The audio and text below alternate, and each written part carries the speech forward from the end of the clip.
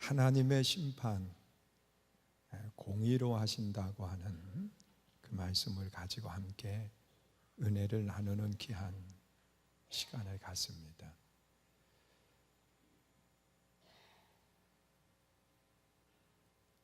오늘 본문에 나타나 있는 말씀에 보면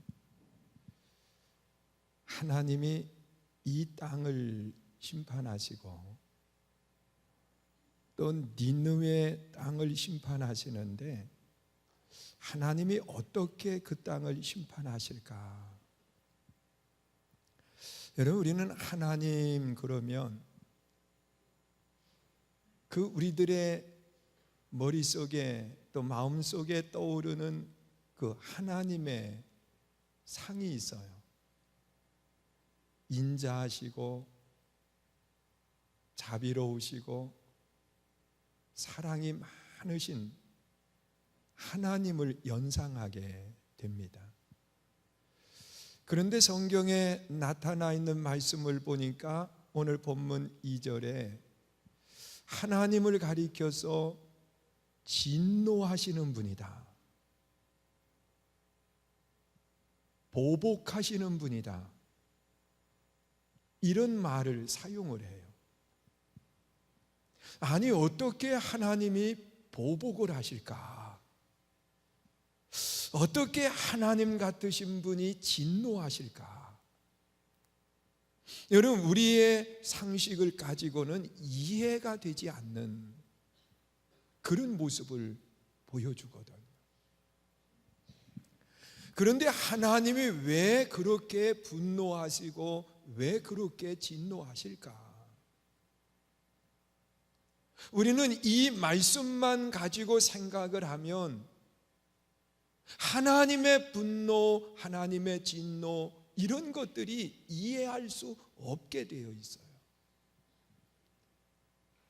그런데 이 말씀, 나훔 선지자를 통해서 하신 그 말씀을 거슬러 올라가서 100년 전에 이 니느웨에 대한 모습을 한번 생각해 보세요. 어느 날 하나님이 요나라고 하는 선지자를 부르셨어요. 요나야, 너 저 큰 성읍 니느웨에 가서 내 말을 좀 전하라. 하나님 무슨 말씀인가요? 그 니느웨 성 사람들의 악독이 하늘에 닿았다는 거예요. 얼마나 악하게 생활을 하는지 그들의 악독이 하늘에 닿았다는 거예요. 그래서 내가 그 땅을 심판해야 되겠다. 내가 그 땅을 멸해야 되겠다. 그러면서 하나님이 요나에게 말씀을 하셨어요. 그러면서 이러한 사실을 가가지고 이 니느웨 성 사람에게 전하라는 겁니다. 그런데 이 니느웨는 아수르 땅 성읍이거든요. 그런데 그 아수르라고 하는 나라와 이스라엘은 적대 관계에 있었고 이 아수르가 강했어요. 그래서 일방적으로 이 이스라엘 백성들을 힘들게 하고 어렵게 했던 것이 그 당시에 아수르 사람들입니다. 그러니까 이 이스라엘 사람들은 다 이 마음속에 이 아수르 사람들을 미워하고 또한 그 땅의 큰 성읍 이 니느웨 성 사람들을 미워할 수밖에 없었던 거예요. 그런데 하나님께서 그 성 사람들에게 하나님의 말씀을 가서 전하라는 거예요. 그런데 이 요나의 마음속에 무슨 생각을 했느냐고 하면 하나님은 사랑의 하나님이시고 하나님은 은혜의 하나님이시기 때문에 분명히 가서 전하고 그 백성들이 돌이키기라도 하면 하나님이 그들을 용서해 주실 거다. 하나님이 행여 그들을 용서하시면 이 이스라엘 백성들이 나를 향해서 뭐라고 이야기하겠느냐. 그래서 그는 니느웨로 가지 않고 다시스로 도망을 한 겁니다. 이런 요나를 하나님이 풍랑을 만나게 하시고 그 풍랑 가운데에서 사람의 힘으로는 도저히 풍랑과 싸워 이길 수 없으니까 이것은 사람의 영역이 아니라 신의 영역이다. 이것은 신이 놓아서 이러한 일들이 생긴 거니까 우리 가운데 신을 노하게 한 사람이 있을 거다. 그래서 그를 가려내는데 제비를 뽑아서 가려내는 거예요. 여러분, 한 사람 한 사람 이제 대상이 아니고 이 요나에게 가까워 오기 시작을 하는 거예요. 그러다가 마지막 제비를 뽑았는데 요나가 뽑힌 거예요. 요나는 그때 자기의 모든 죄를 다 이야기해요. 나로 인한 연고입니다. 그러니까 나를 들어서 바다에 던지라고 하는 거예요. 그래서 그 선장 또한 선원들이 요나를 들어서 바다로 던지는데 거짓말처럼 바다가 잠잠해지고 그리고 풍랑이 끝이 났어요. 이 요나를 바다에 던지고 난 뒤에 요나가 바닷속으로 가라앉는데 검은 물체가 다가오더니 요나를 덥석 삼켜버린 거예요. 큰 물고기가. 요나는 물고기 뱃속에서 하나님께 기도하면서 살려달라고 하는 기도보다는 하나님 앞에 범죄했던 것들을 내어놓기 시작을 해요. 내가 미움의 마음을 가지고 하나님의 말씀대로 살지 못하고 내가 하나님의 말씀에 불순종해서 니느웨로 가라고 했는데 다시스로 도망을 했습니다. 그러면서 자기의 모든 죄를 내어놓고 회개하는데 물고기 뱃속에서 자기가 죽지를 않는 거예요. 이 물고기가 요나를 다시 토해내게 되고 요나가 토해진 곳이 육지예요. 그 육지에서 걸어서 니느웨를 갈 수 있기 때문에 요나는 걸어서 니느웨에 가서 하나님의 말씀을 전합니다. 여러분, 사흘길을 걸으면서 전해야 되는 큰 성읍이지만 하루 동안 대충 전했는데 왕서부터 모든 백성들이 이르기까지 회개하기 시작을 하는 거예요. 그래서 하나님이 그 회개를 보시고 그들을 용서하세요. 그러나 하나님의 용서하심은 하나님의 심판은 영원히 멈춘 게 아니더라고요. 100년의 시간이 지난 뒤에 하나님은 다시 나움이라고 하는 선지자를 통해서 니느웨 성으로 보내는 겁니다. 그런데 이번에는 하나님의 진노, 하나님의 심판에 대해서 아주 분명하게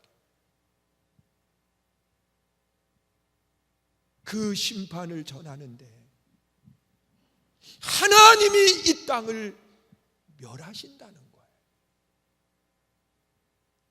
그 예언대로 아수르 니느웨 성은 바벨론에 의해서 무참하게 무너져 버려요. 그리고 그 하나님이 말씀하신 대로 시체가 사람의 발에 걸려서 넘어질 정도로 무수하게 많은 사람들이 죽음을 당해요. 하나님의 심판을 보여주고 있어요. 여러분, 우리는 이 말씀 속에서 오늘 우리들에게 주시는 하나님의 음성이 있습니다. 여러분, 우리는 때로는 죄악 가운데 내려가서 악을 행하면서도 스스로 뭐라 그러느냐, 설마 하나님이 나를 벌하시랴. 봐라, 누구도 괜찮고 저렇게 악을 행하는 저 사람도 괜찮은데 내가, 그러면서 이야기해. 여러분, 그랬대잖아요. 어느 젊은 청춘이 만나서 사랑을 하고 결혼을 하게 됐어요. 그 결혼식을 하면서 서약을 했는데 절대로 눈 돌리지 않고 당신만 사랑하겠습니다, 약속을 한 거예요. 만약에 내가 눈을 다른 사람에게 돌리고 부정을 행하면, 악을 행하면 하나님이 나를 벌하신다고, 그러면서 약속을 했어요. 그런데 살면서 좋은 때만 있나요? 안 좋은 때도 있으니까 그 남자가 자꾸 다른 데 마음을 쏟기 시작을 한 거예요. 그런데 하나님의 벌이 내게 임하게 된다고 그렇게 했는데 괜찮아요? 또 악을 행해도 또 괜찮아요. 어느 날 그 사람이 배를 타고서는 바다를 건너가는데 큰 풍랑을 만났어요. 그때서 자기 하나님과 약속했던 것이 생각이 나는 거예요. 그런데 자기와 함께 탔던 사람들을 둘러보니까 많아요. 100명도 넘는 거예요. 그런데 하나님이 설마 나 하나 때문에 이 많은 사람들이 다 풍랑 속에 어려움을 당하랴. 그리고 마음에 그래도 다른 사람을 보면서 안도의 한숨을 쉬었는데 하나님의 음성이 들렸어요. 이놈아, 너하고 똑같은 사람 100명 모으느냐고 기다렸다, 그러시더라는 거예요. 여러분, 우리 한번 생각해 보세요. 여러분, 악은 하나님께서 벌하신다라고 말씀을 해요. 의인은 하나님이 세우신다고 약속을 하셨어요. 그런데 왜 시간을 두고 기다리시느냐? 여러분, 성경에 나타나 있는 말씀을 보면 범사에 뭐가 있다고요? 때가 있다, 그렇게 말씀을 해요. 여러분, 심는 때가 있으면 거두는 때가 있다는 겁니다. 여러분, 성경에 나타나 있는 말씀을 보세요. 창세기 6장 이하에 보면 하나님이 세상에 죄가 가득 차 있는 것을 보셨어요. 사람이 계획을 세워도 죄요, 생각하는 것도 죄요. 그래서 하나님께서 이 땅을 멸하시기로 작정을 하신 거예요. 그런데 한 사람, 눈에 들어오는 사람이 있었는데 그 사람이 누구냐? 노아였던 거예요. 하나님은 노아에게 말씀을 하세요. 노아야, 너 방주를 좀 예비하라. 그래서 이 요나가 하나님의 말씀을 받들어서 방주를 짓기를 시작을 하는데 하나님이 이 땅을 물로 심판하라고 하시면서 방주를 예비하라고 말씀을 하시는 거예요. 1년이 지나가요, 10년이 지나가요, 100년이 지났어요. 노아는 홀로 하나님이 미리 말씀하신 대로 똑같이 방주를 짓기 시작을 하는데, 여러분, 다른 사람에게 도움을 요청하지만 아무도 들어주지를 않는 거예요. 노아는 홀로 그 방주를 120년 동안 지어요. 하나님은 120년 동안 노아가 방주가 예비되기까지 기다려주시는 거예요. 그리고 방주가 다 예비된 뒤에 하나님께서는 호흡이 있는 모든 것들을 방주 안으로 들어오게 하라는 거예요. 그래서 정결한 짐승은 7쌍, 부정한 짐승은 1쌍씩을 다 방주 안으로 들어오게 했는데, 또다시 하나님이 노아에게 하시는 말씀이 너와 네 가족도 들어와라. 그래서 노아와 그 아들, 자부들 8식구가 방주 안으로 들어왔어요. 하나님은 그 방주를 닫지 아니하고 일주일 동안을 다시 열어두시더니 일주일이 지난 뒤에 하나님은 아무도 들어오지 않는, 더 이상 들어오지 않는 그 방주의 문을 닫는 순간 하늘에서 비가 쏟아지고 땅에서 샘이 터지기 시작을 해요. 여러분, 120년 동안 하나님의 심판이 보류되었다고 해서 하나님의 심판이 정지된 것은 아니에요. 끝난 것은 아니에요. 노아가 방주를 예비하기까지 하나님이 120년을 기다려 주신 거예요. 여러분, 베드로후서 3장 9절 이하에 기록되어 있는 말씀에도 보면 하나님이 왜 기다리시느냐? 회개하고 돌아올 수 있도록 기다려 주신다고 그렇게 말씀을 해요. 여러분, 우리가 세상을 살아가면서 때로는 그렇게 이야기해요. 봐라, 저렇게 악하게 살아가는데도 아무런 일도 생기지 않는데. 아니에요. 하나님의 정한 때가 있는 거예요. 여러분, 심판도 정한 때가 있지만 복도 정한 때가 있어요. 여러분, 창세기 12장에 보면 어느 날 하나님이 아브라함을 부르셨어요. 아브라함아, 너 본토 친척 아비집을 떠나라. 그리고 내가 지시하는 땅으로 가거라. 그러면 내가 너 복에 거너 믿음의 조상이 되게 하겠다. 그랬는데 그가 고향을 떠나서 이제 하나님이 지시한 땅으로 가려고 하는데 흉년이 들은 거예요. 그러니까 이 아브라함이 하나님이 지시하는 땅으로 간 것이 아니라 흉년 때문에 애굽으로 내려가요. 여러분, 하나님이 부르셨으면 잘 돼야지요. 하나님이 부르셨으면 열려야지요. 하나님이 약속하셨으면 주셨어야지요.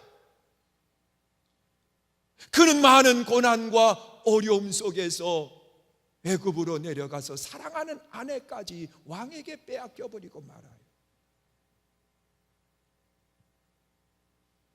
그러나 하나님은 그 가운데 그를 지켜주셨고 다시 회복되게 하시는 은혜를 베풀어 주세요.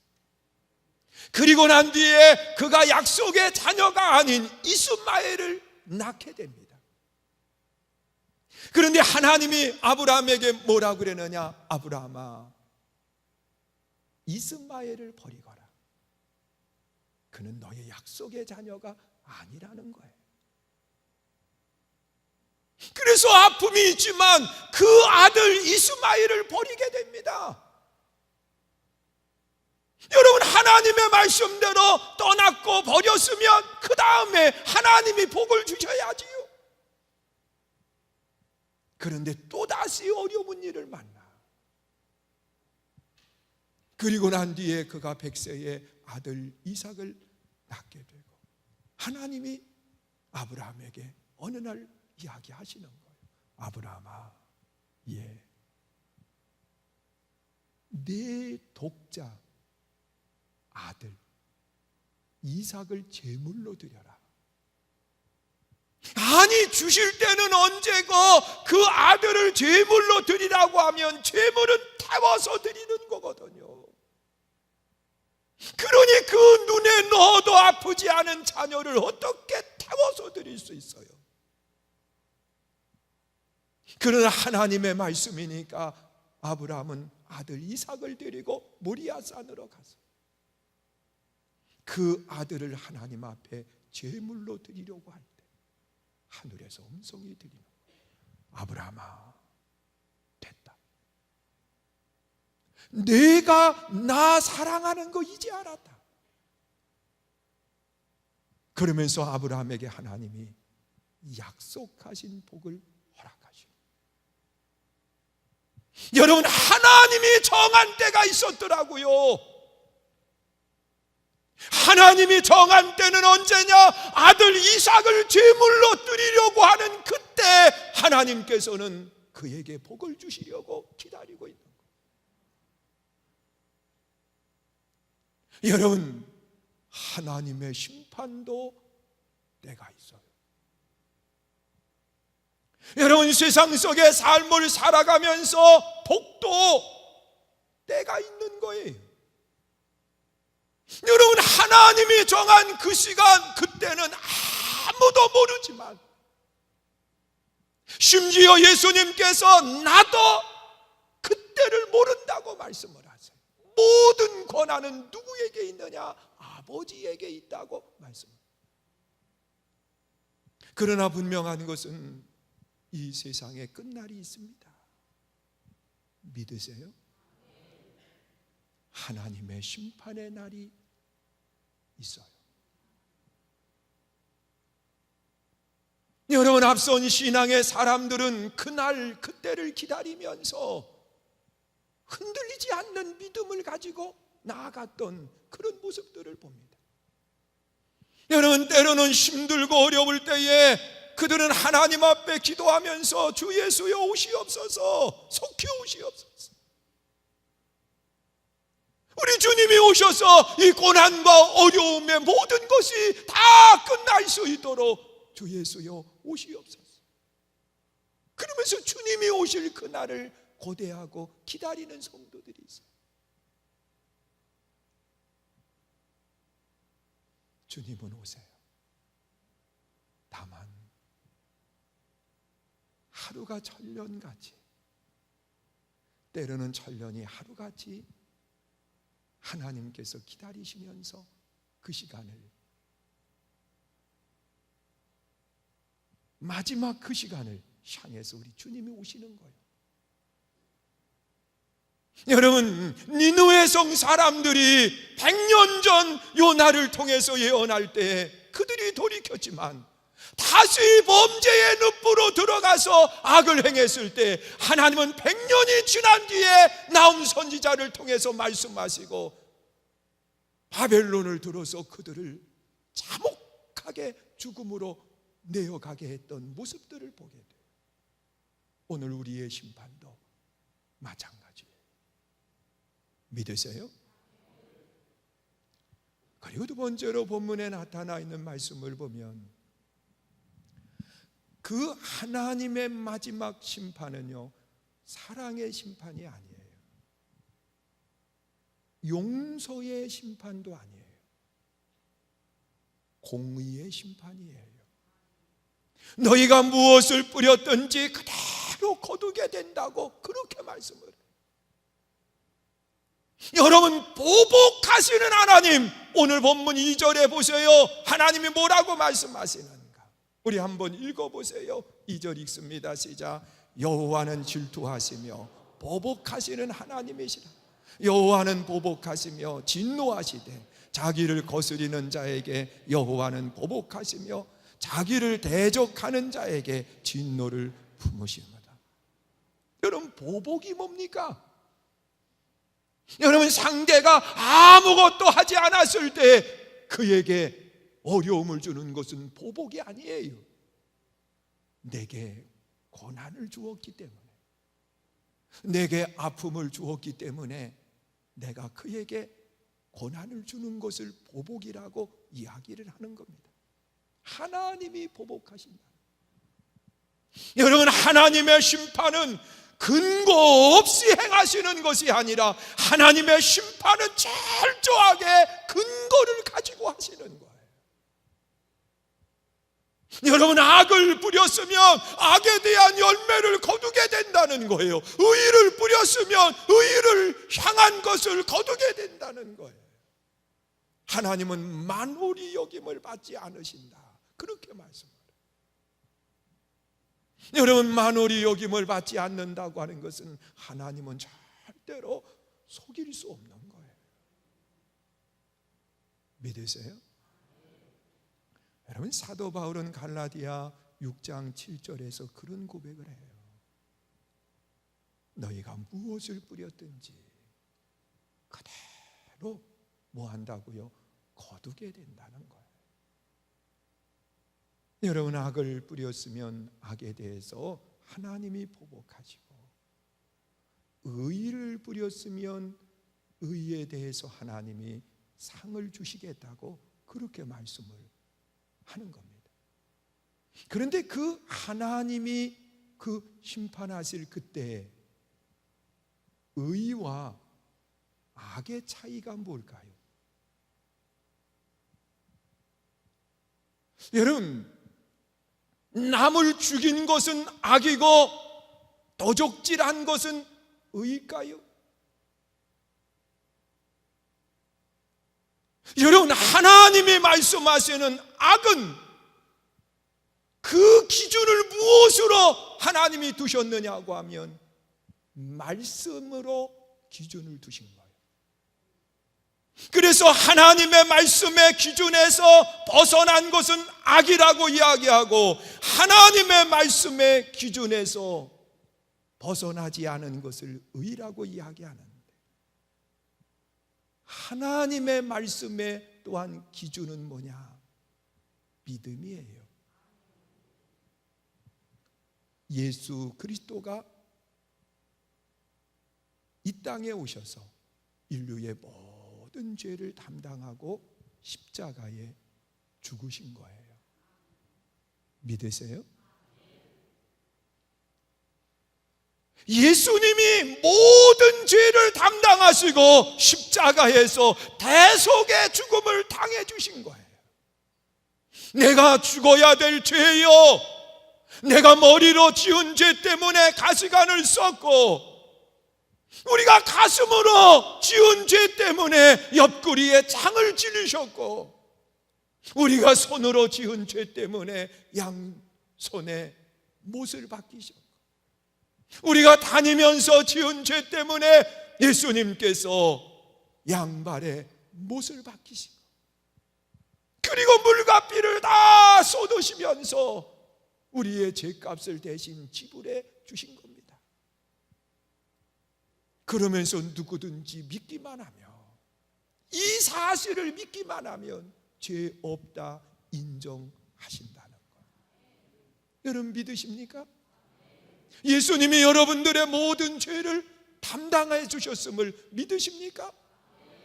여러분들은 의인이에요.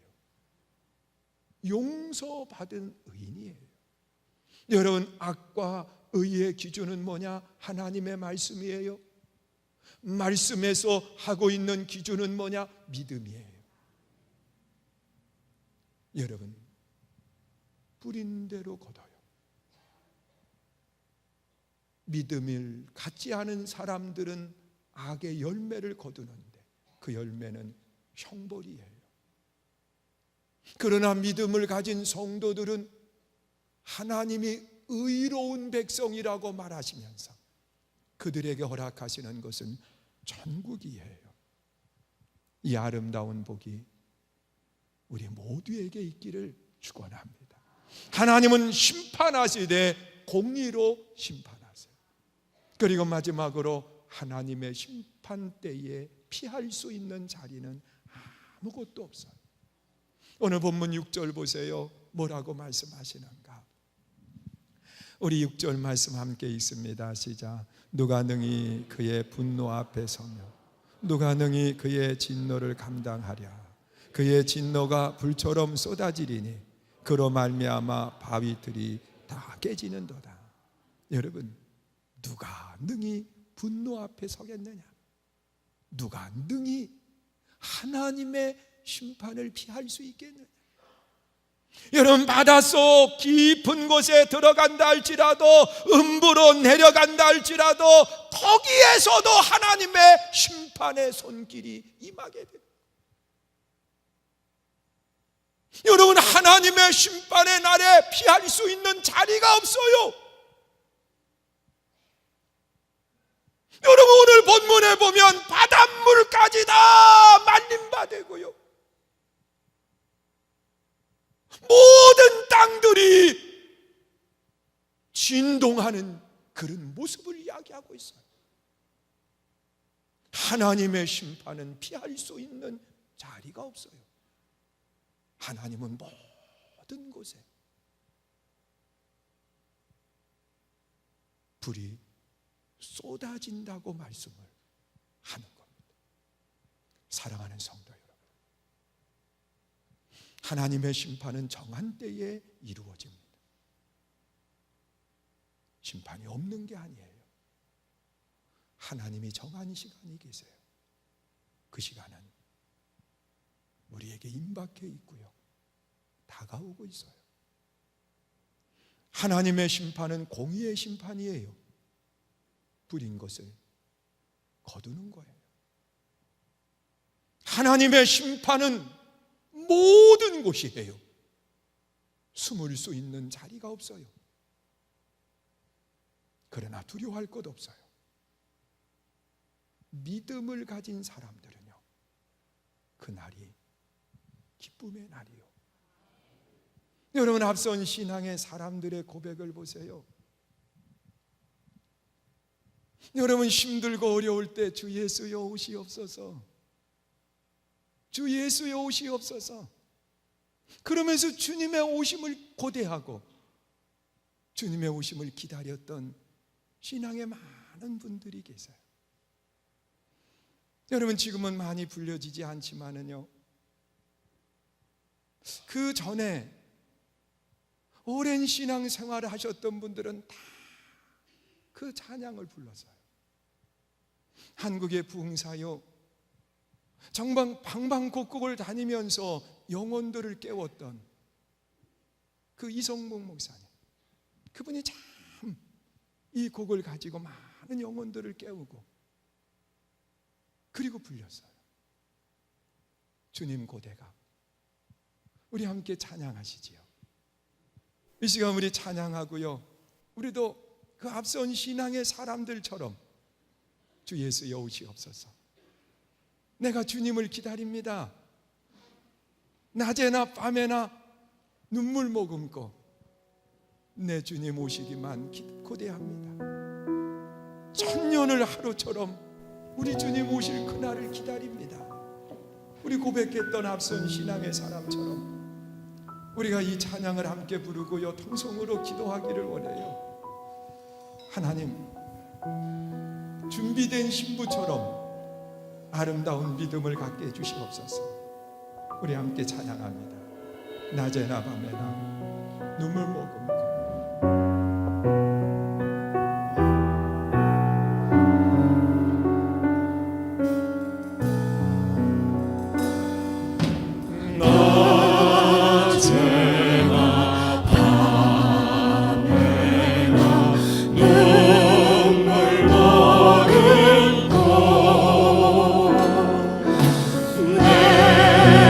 주님 오시기만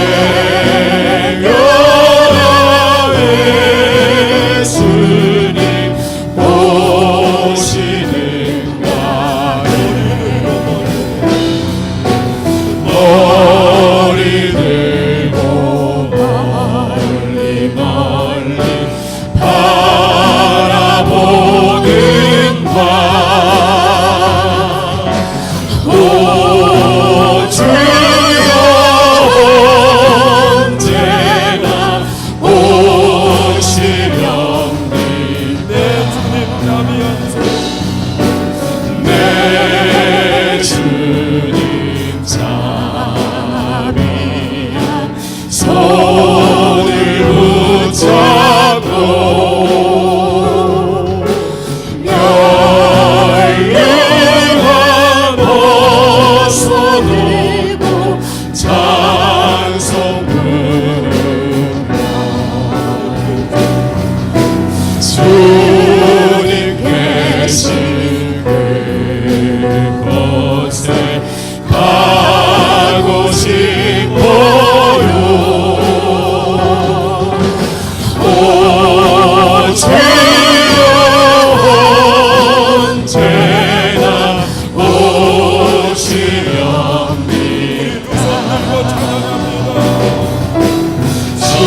충분해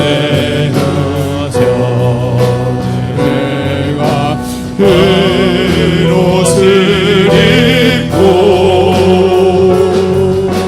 기름 준비 아래 놓고 기다리오니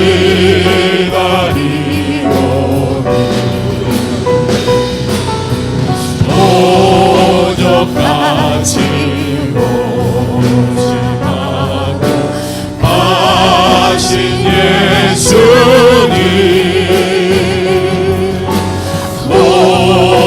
주여 언제나 오시렵니까.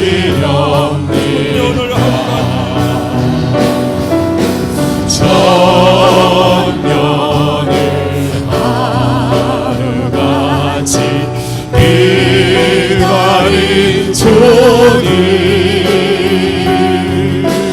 내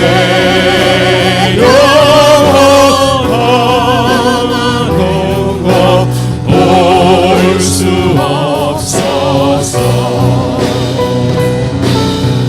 이 시간도 기다리고 계신 내 주님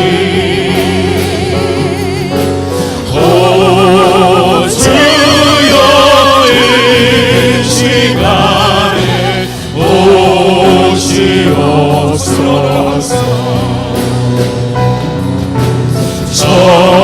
천년을 하루같이 기다리